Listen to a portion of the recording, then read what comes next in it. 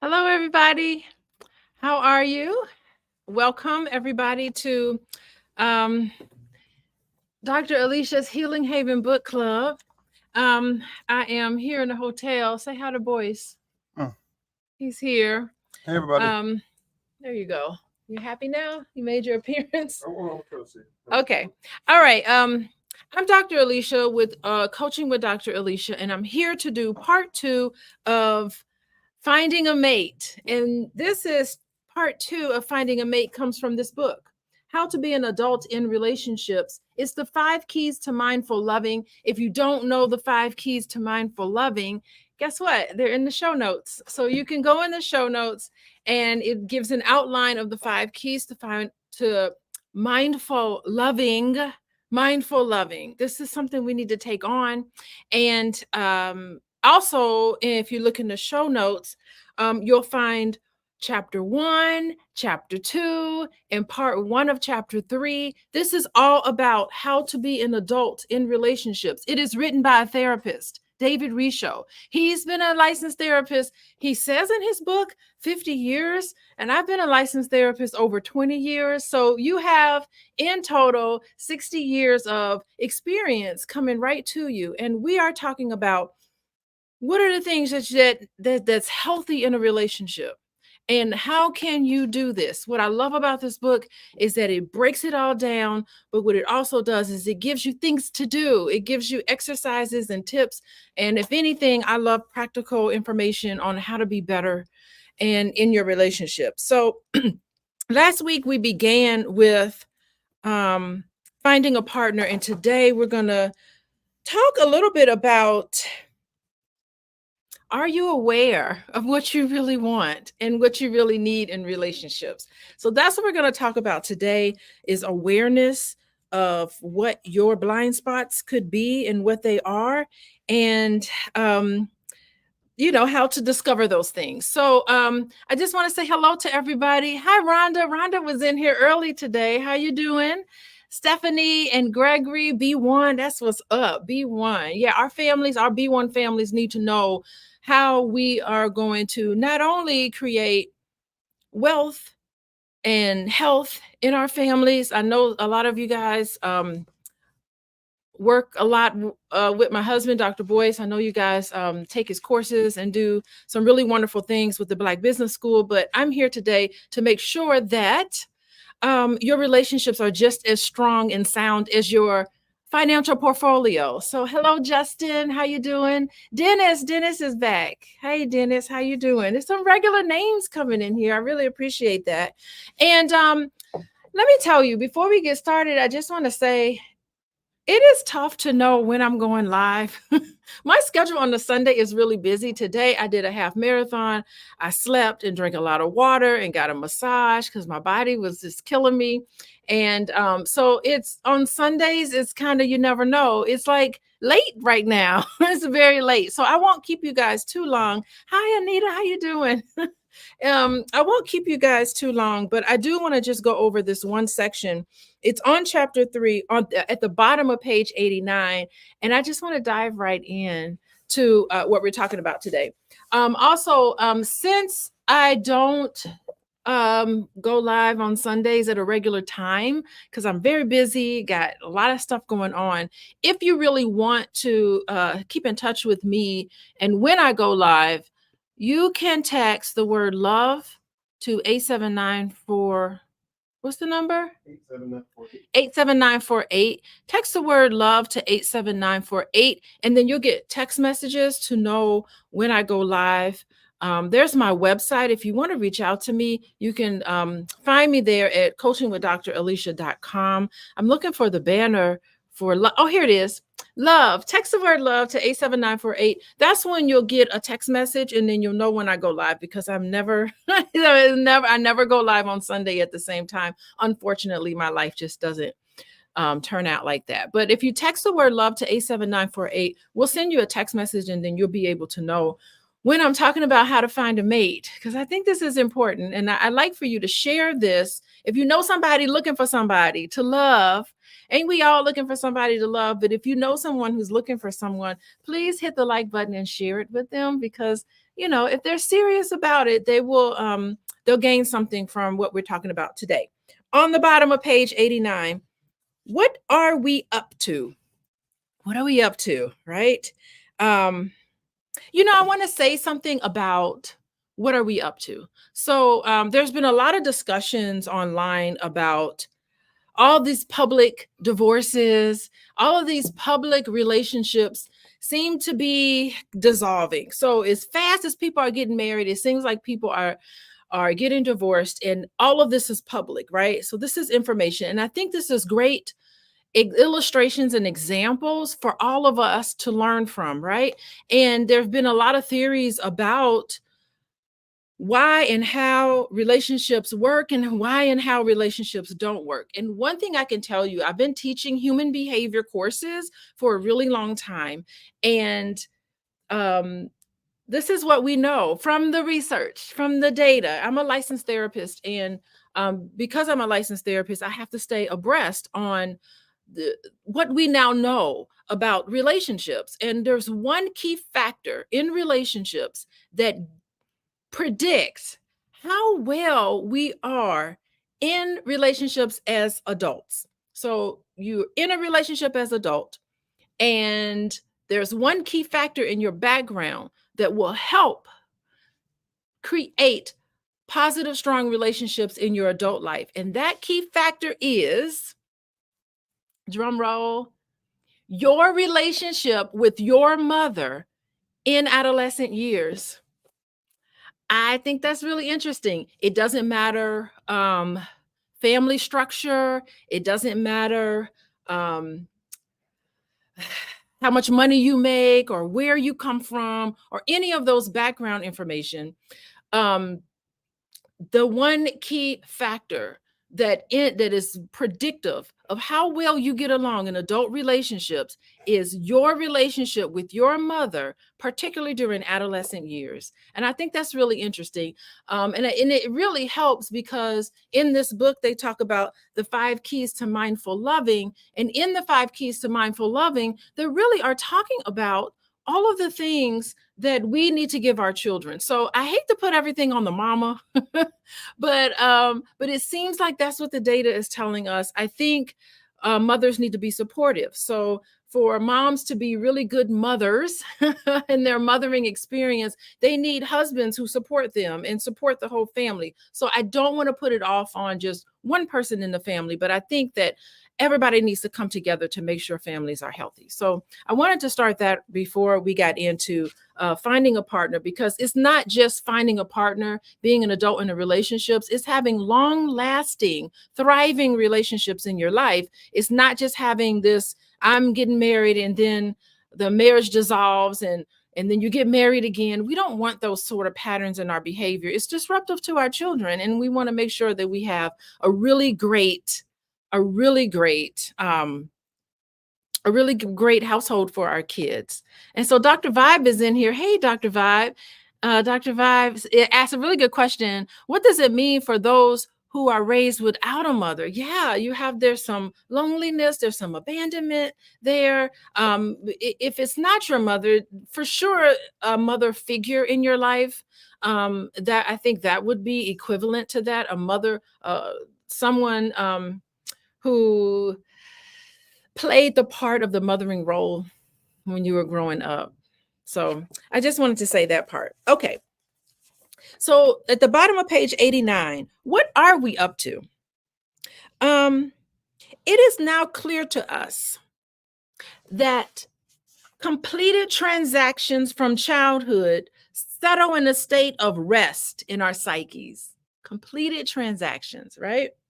By contrast, unmet needs and incomplete transactions, like unfulfilled dreams and wishes, clamor for completion all our lives, hovering over most of our relationships. Thus, we have to learn how to finish our old emotional business on our own when a partner will not finish it for or with us.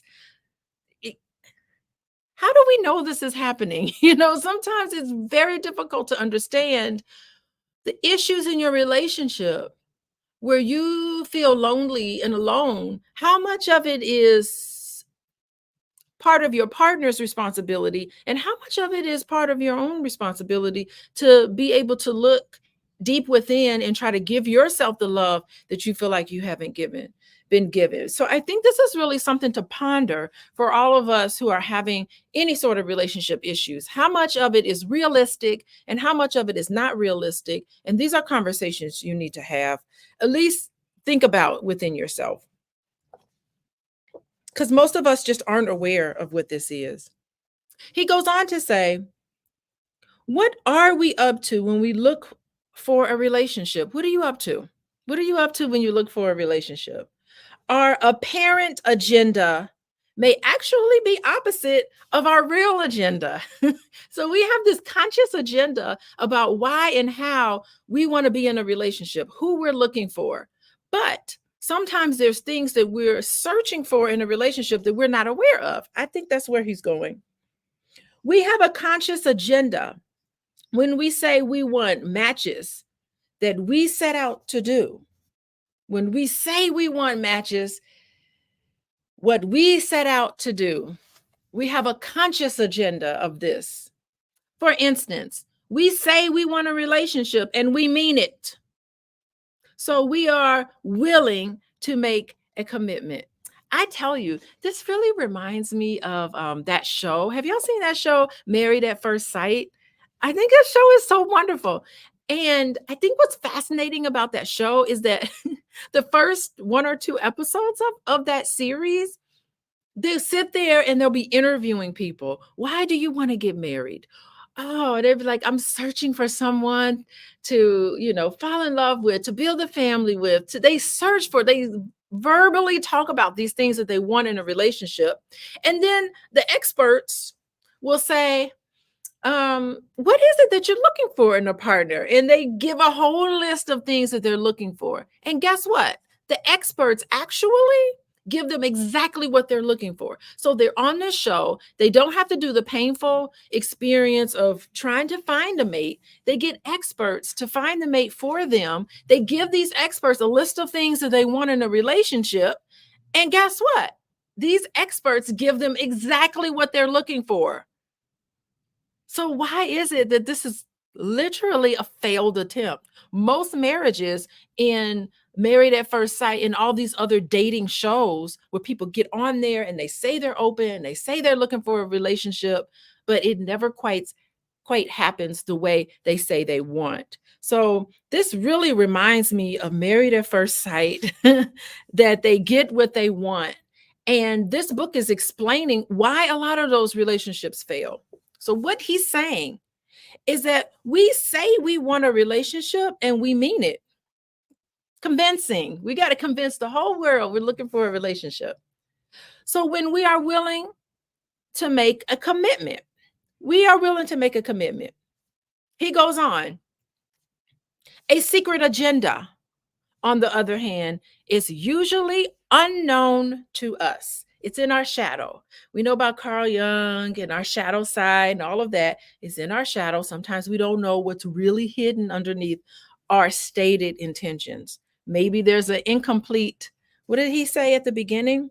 Sometimes our relationships have the incomplete transactions. Perhaps you are looking to complete that incomplete transaction, but consciously you're thinking, I know I would like to be in a relationship. Look at Joshua. Hey, Joshua. Joshua says some really interesting things. He says marriages are built not just put together overnight. Thank you, Joshua. Joshua, I cannot watch Married at First Sight anymore because I'm like screaming at the TV because I'm like, these people I don't understand. I just don't get it. Marriages are not built overnight. You can't just put somebody together. It takes a lot of work. I agree with you, Joshua, I agree for sure. So, but what he's saying is that there's a secret agenda. We have a secret agenda when we actually want the opposite of what we say we want. For instance, a woman who says she's looking for a partner becomes especially interested in a man that seems unattainable Either that man is in another relationship or that man ain't really paying her that much attention, but she still wants him anyway, right? Somebody who's unattainable. Once he becomes unattainable, however, no, once he becomes attainable. So suppose he's not ready for a relationship, but then he becomes available. What happens when he becomes attainable? She loses interest quickly. Do y'all know people like that? Y'all know people that always goes after somebody who's not attainable, they're not available, but as soon as they become available, you're like, ugh, he likes me. I just lost interest. I just lost interest. Yes, Joshua, I know people like that. It's really weird. Why do people do that? Well, this book is going to explain why. What he's saying is that the clue to a person's true agenda is always in how the transaction ends. How does that transaction end? In this example, the woman's real agenda, genuinely unknown to her, is not to find a partner, but to conquer one and then no longer have to want him. So the thrill was in the attack. The thrill was in the pursuit. The thrill was in getting somebody, but it really wasn't keeping somebody. It's crazy. Maya, hey, welcome, Maya. I remember you from last week. Doc, why do kids get a Build-A-Bear store, but adults don't get a Build-A-Spouse store? That's so funny. But really, some of these dating shows that's on television really is kind of like a Build-A-Spouse. Like I've seen a dating show, I can't remember the name of it. They'll just put you in the house and everybody lives in the house and they have these really nice, attractive people and they just put them together. And it's really kind of bizarre. Kind of bizarre how those things are. I want to build a spouse. Just build them and put them together. He could be, your spouse can be your yes person. But you know, in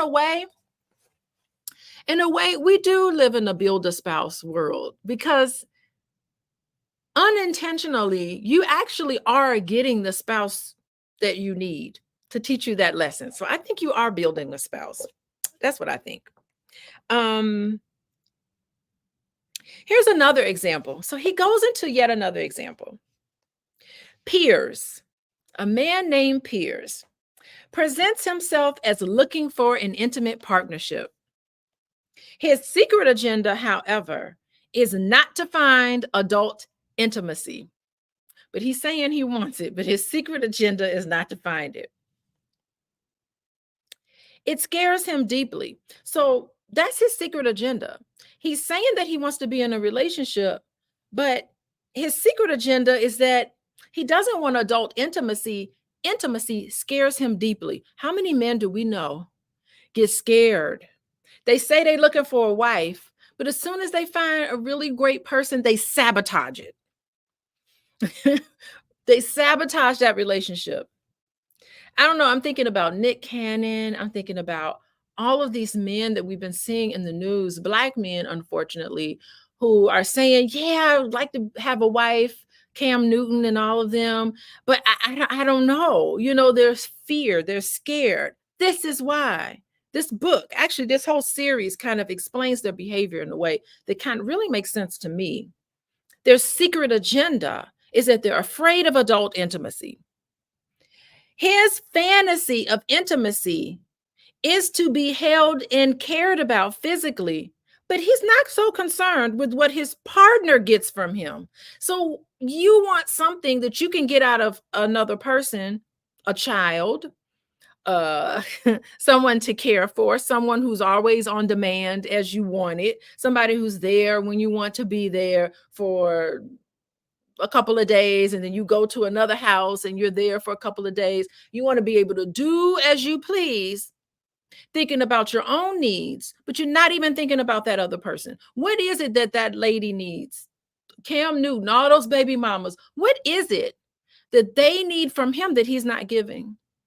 Okay, what are those things? So it's a one-way relationship. He's willing to give things, but he's not willing to offer the intimacy, right? Interestingly, when Piers locates someone, Either she is just right and not available, or she is available, but just not quite right. That's fear of intimacy, deep-seated fear. It scares him deeply. This makes him seek further.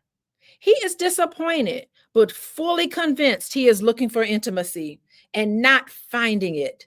In reality, though, he is spinning his wheels, and he won't see it this way. He's not going to see that he's spinning his wheels. What usually are men seeing when they can't find? Women do this too, but in this scenario, we're talking about a man. What is it that men tend to do? Y'all know, men definitely don't see their part in this. They don't see their hidden agenda of not finding the right person. They see these patterns, but they don't attribute these patterns to unfinished childhood business. They see it as outside of themselves. Patrol. Oh, Miss Moss is back. Miss Moss says they want the experience, but they are afraid of the finality. Yeah, I mean, you could still work on things to keep your relationship exciting. Pier's agenda is secret even to Pierce himself. Is secret to himself. He may be terrified of closeness. Wow. Terrified of closeness, because closeness to him when he was growing up equaled shame, equaled disappointment, equaled hurt when he was growing up. When he was the person who was close to him, who was his primary caregiver, did not make vulnerability nice for him. So he is unconsciously looking for it, still looking for that closeness that he did not get with his mother. He's still looking for it, but he's afraid to get it because the vulnerability is connected to hurt.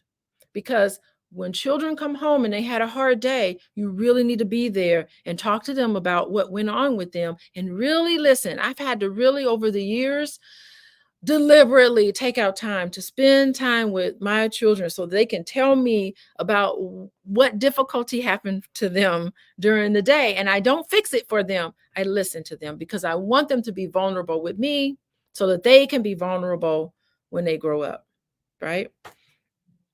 A fear of closeness. He may feel compelled to repeat an original and now habitual disappointment with women. His actions and frustrations show him where his work is. But will he ever do it? Will he ever do it? Will he be able to hold up a mirror and see his part in things? That's the question. How many women will be blamed? How many women will be blamed? How many relationships will go sour before he sees his part and the reason why it went sour?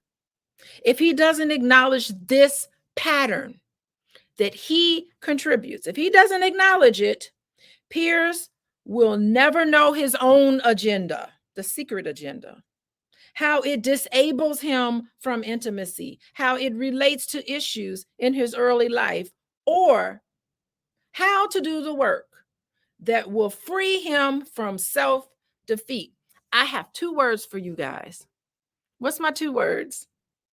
Passport brothers and sisters. I don't know if there's passport sisters, but passport brothers. That's my 2 words. You have to be able to look at how you are contributing to these patterns and not say feminism is the problem. Feminism ain't the problem.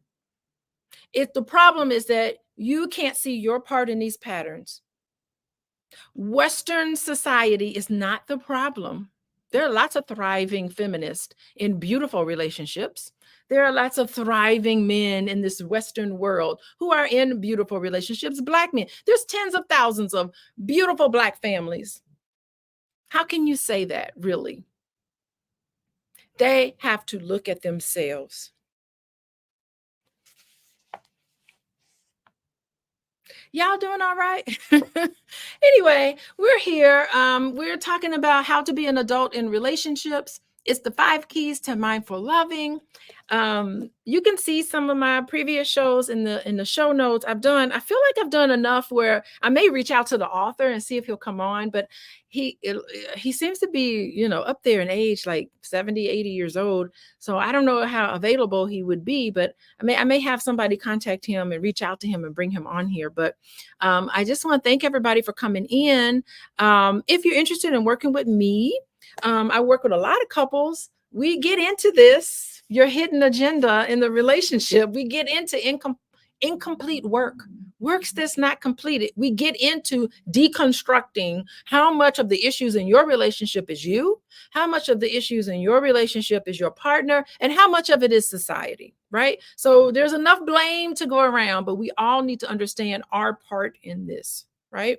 And boy, who knows the next time I'm going to do part 3. I will do part 3 next Sunday, but who knows what time? I'm not certain. I haven't quite committed myself to a time on Sunday, but if you want to know when I'm going to talk about part 3, which is next Sunday, I'm not certain what time. You can text LOVE, LOVE, to 87948. And then that's my Instagram. Y'all follow me on Instagram. I have fun on Instagram. I'm trying to get better with my posts. There's some wonderful therapists who do great Instagram work. I'm trying to be like that, but they do great work. So anyway, follow me on Instagram. But more importantly, reach out to me at Coaching with Dr. Alicia. Let's see.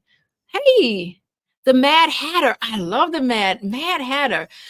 Look how many people are watching. I'm only watching because I want to say, oh, okay. You can only hate somebody for so long before they stop caring. Though women don't care anymore. Women don't care anymore. Is that a pattern for you, Mad Hatter? Are you finding the pattern of running into women who don't care? I don't know. There's something to contemplate. What are the patterns that you're finding in your relationship? The Mad Hatter. I love that. Mad Hatter. I talk about going down the rabbit hole. I think if it's not last week, maybe it was chapter 2 in the show notes. I talk about the Mad Hatter, about how we all need to go down the rabbit hole to explore aspects of ourselves that we don't know, that we're unaware of. And that's the whole thing with Alice in Wonderland. So good, Mad Hatter, you got to check out chapter 2 or read chapter 2 of this book. How to be an adult in a relationship. They go right into sort of like Alice in Wonderland and her interaction with the Mad Hatter. So anyway, oh, I love this, Ronald. We're looking for love in all the wrong places. No fine girls, just ugly faces. Y'all remember that song? Looking for love and all. Anyway, I know that song anyway. Okay, so thank you, Ronald. Yeah, looking for love in all the wrong places, and you're in the wrong place. You're in the wrong state of things if you're not finding what you're looking for. So Mad Hatter is responding. I'm not looking for love, Ronald. I gave up. You gave up, Mad Hatter. No, don't give up. I'm tired of people make fun of my skin color. Oh my gosh. I don't know what your skin color is, but listen, God made us all beautiful. We're in all different shades, and all different shades is beautiful and worthy of love. So I'm sorry to hear that, Mad Hatter. You will find somebody that loves you. You gotta love yourself too. You gotta love your skin color, and then you'll find somebody who loves your skin color too. Okay, so we're gonna move on. Okay, so now he's talking about Peter. I'm at the bottom of page 90. He's talking about Peter. Peter, unlike peers, has a sincere, open agenda and no secret agenda. He's sincere. His fantasy is to hold, not only hold, but to be held by someone who does not have to be perfect.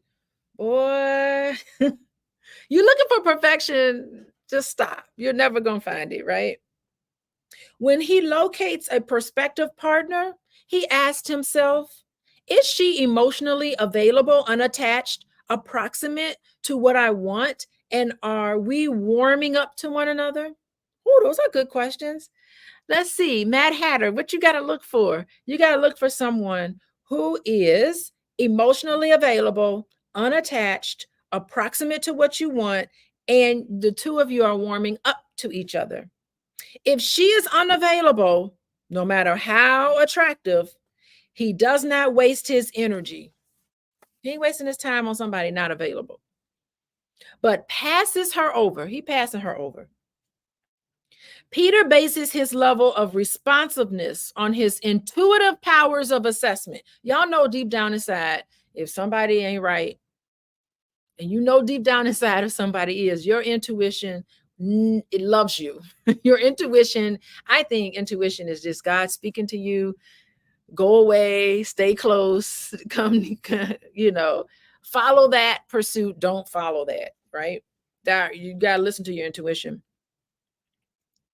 In a partnership, when beset with obstacles and conflicts, he works through them with his partner the way an adult in a committed relationship does. You have to be able to do the work. I can't tell you how many people get into a relationship and they're not very realistic. And as soon as they get into an obstacle, a conflict, they melt. Not understanding that this is a wonderful growth opportunity, a great way of bonding with another person and learning about another person. Instead, they are associating obstacles with stress and frustration and something they don't want to deal with. So you have to do the work.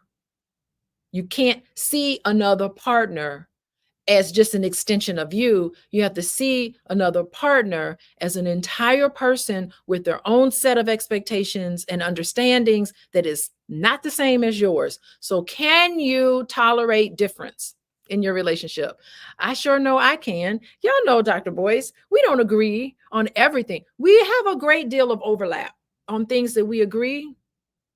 I don't agree with him on everything, but I'm not supposed to. That's not realistic.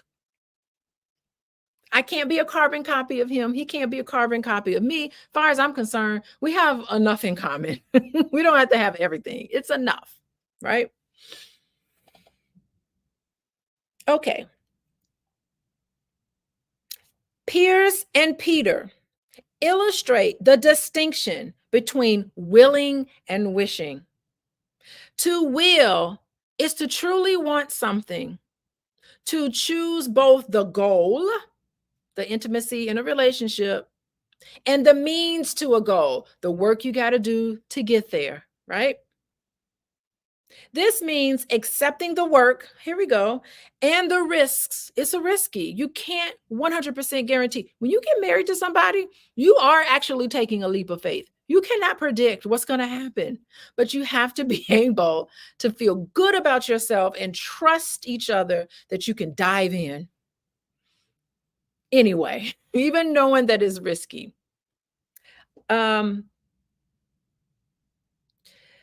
This means accepting the work and the risks involved in seeing something through.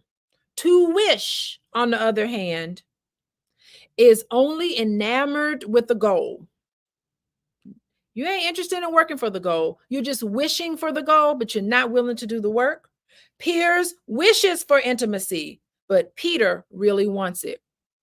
Both Piers and Peter may marry. Peter chooses a partner wisely. Marriage truly suits him. Piers eventually marries someone with whom he can continue the game of hide and seek.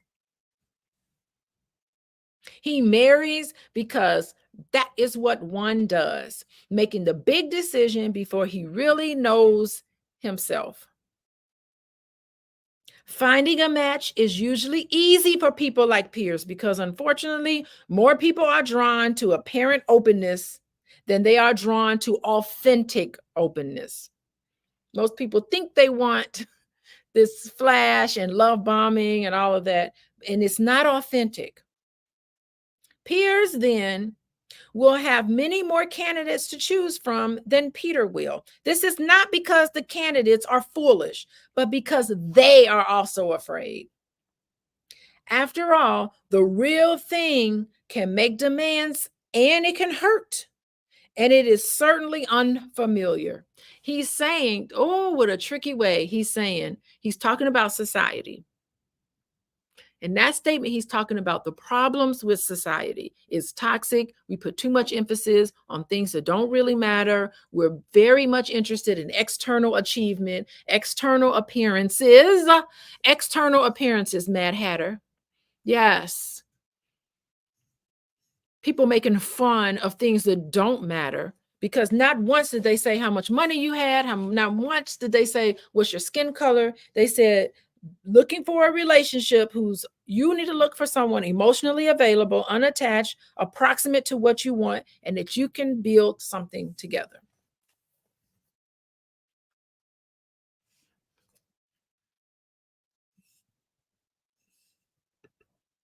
Yes, respect your spouse's ideas. I love it. I love it. Okay. There is one final quality to assess in determining availability. A writer needs to know whether his computer is equipped with enough random access memory, which is RAM, to hold the volume of material he has to work with. Likewise, processing conflicts in relationships can take a great deal of emotional energy. So we need to know whether we have enough random emotional energy to work on the kinds of conflicts that will arise in a relationship, and whether our partner does also. You really do need to do the work to develop a relationship, to get to know somebody, and to be able to work through all of the inevitable conflicts, but you also have to have the time and the mind space to do it. Because part of this chapter, of chapter 3, is, are you really cut out for this? Are you cut out for marriage? Are you cut out for a nice intimate relationship? Because you have to take time away so that you can develop it and work on it. Is that person available to do these things? And I think what's really interesting is that in that moment where you need to stop what you're doing to work on your relationship, how do you feel about that? Do you think that's not fair? There's so many men and I've seen women do this too, but more than likely I see men do this. They view that women should be submissive, and that whenever there's conflict, that they override what their female partner says or wants or needs, puts themselves in place, and just dismisses them altogether. That's not healthy. That's not healthy. The idea that you have to be submissive. Now, submitting to a relationship is different from this idea that a woman has to be submissive, because whenever there's conflict and whenever there's obstacles, they feel like, what's wrong with her? Why isn't she submitting? Because if she were to be submissive, then we wouldn't have this conflict. This conflict is occurring because she's speaking up. And so there's some things about that I think that we need to get away from, because everybody's thoughts and opinions matter in a healthy relationship. And it takes a lot of work to navigate through that. And are you up to that? Are you available for that kind of work? Hey, everybody. Is it a therapy session? Are you getting free therapy? I think I don't mind. I really don't mind. I've been doing this for over 20 years, and I've seen a lot of things. Rhonda says they are not aware of what intimacy means to a woman. Yeah, they need to, and that's the thing. Thank you, Rhonda. When there's a conflict, you need to be able to stop and say, what does this look like for you? You really have to take in what a woman wants. Intimacy means to a woman. Women really love you. They're going to want to get into you. They want to know your thoughts. You have to feel as if you can trust, so that you can open up to them in a special way. They don't want you opening up to them and then everybody else. They want to feel special. They want to know that they are your trusted partner, that you can share things with that you don't share with other people. That's what I say. Okay, so you have to be available in that way to work through issues. For example, if your prospective partner has deep issues of sexual confusion and inhibition because of incest in her past, this is an issue, right? This will require serious long-term work on both your part if you want a happy sex life. So there's always something that will come up, and it takes work on your part, even if it's that other partner's issues. You can't demonize them for having an issue because all of us have baggage, right? But you have to be willing to do the work to overcome some obstacles. Are you willing to do this work? Is your partner willing to do it? If not, you are undertaking a project that you can't finish. And guess what? You'll break up, you'll move on, and you'll run into the very same person again. I can't tell you how many times people will be in a relationship. They get frustrated by that relationship. They break up with that person. They never looked introspective to see their part in it, and they move on, and then they run into the same exact problems in a different relationship. Different relationship, same relationship, different name, different face. Same relationship. It's a pattern. You really have to look at your patterns, right? Working in personal therapy or in a support group may help. So this is where he's saying, maybe you need some help in seeking out this unintended consequence, this other unintended piece. But unless both of you are willing to carry the freight of your own personal issues, no amount of love will create enough wind for your voyage. So it's love is essential, but love is not enough. The commitment to work through problems as they arise is the only sign that we truly want full intimacy. Truly want full intimacy. You're not willing to work on it, you don't want intimacy. Only that commitment makes a difference. Not good looks, not empty words, not what we seek, not even what we find. Adults know their limits, address them, and expand them whenever possible. That's the equivalent of candidacy for an intensely real relationship. These are adult relationships. What he's saying is that if you do not and are not willing to look at your part in the problems that you have in your relationship, then you're childish. If you in a committed relationship and problems happen and you're not willing to break it down and deconstruct it and try to work on what's going on, you run. That's childish. That real adults always turn toward their partners to try to work it out. You can't work it out, you're acting childish. That's what he's saying. I agree. Adults looking for intensely real relationships are going to want to know their limits. They are wanting to know to address them, and they want to expand whenever possible. Even if we did not find the 5 A's in childhood, we can find them and give them in a truly intimate relationship that allows a no holds barred exchange of what? Feelings. You got to be in touch with your feelings. Not all healthy relationships offer this, of course. While others want to share their deepest feelings and experiences, both past and present, both styles are acceptable. But it is important for us to know that whether a prospective partner is seeking the same style relationship we seek, some people just like to keep it light. They don't like to go deep.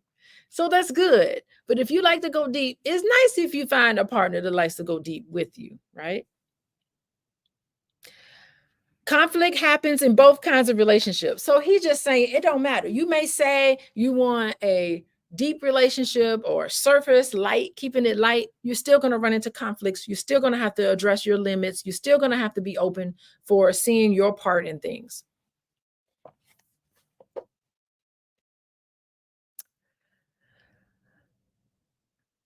Conflict happens in both kinds of relationships, but in the former, it is dealt with lightly and passed over as are the gruesome dramas of one's past. In the latter, however, conflict is addressed with ruthless directness and proceed with what might be unpleasant, messy feelings. Are you okay to deal with messy feelings? Are you okay? You have to be. One way to know whether someone is open to working on a relationship with you is to give them this book, The 5 Keys, How to Be an Adult Relationship, The 5 Keys to Mindful Loving. He's saying, give them this book and see if they're ready. See, notice whether they read it, react negatively or positively, and most of all, wants to discuss it and even practice its suggestions with you. Reading and working on this book together will also be useful as a way of growing together on the path of intimate love. I say you can hit like and share. You can share this video and other videos that I've done and see if your partner will look at it. I think that's important. Well, it's almost at the top of the hour. I don't want to keep y'all. It's kind of late and we got a long ride to go, but share this video. This is talking about adults in relationships. So are you willing to work through problems or are you not? If you're willing to work through your problems, if you want to be an adult, don't be a child and run away from it. Not that I'm shaming you or anything, but you're ready to take the step toward actually dealing with things. And I think we got to give each other compassion on that because it's hard to dig through some of these issues. So you can go to my website, coachingwithdralicia.com. I thank you all for joining me today. Thank you, Regina and Ronald. And I got Melissa. I got Dr. Vive. I have all great people in here, some new people, and then I have some Mad Hatter. You got to come back because we're going to give you some love, Mad Hatter. Everybody loves Mad Hatter. And Veronica, thank you everybody for joining me. Don't forget to get information on when I go live. To do that, you do have to text love to 87948. I don't know when I'm going to do this, the part 3 of this video. We're going to finish up next week. I'm not certain when I'm going to do it next Sunday, but if you text love to 87948, you will get that information. Follow me on Instagram, Coaching with Dr. Alicia. I'm trying to do some good content on there. I'm doing my best. And definitely coachingwithdralicia.com to reach out to me. And I just want to say goodbye, everybody. Happy Sunday. Bye-bye.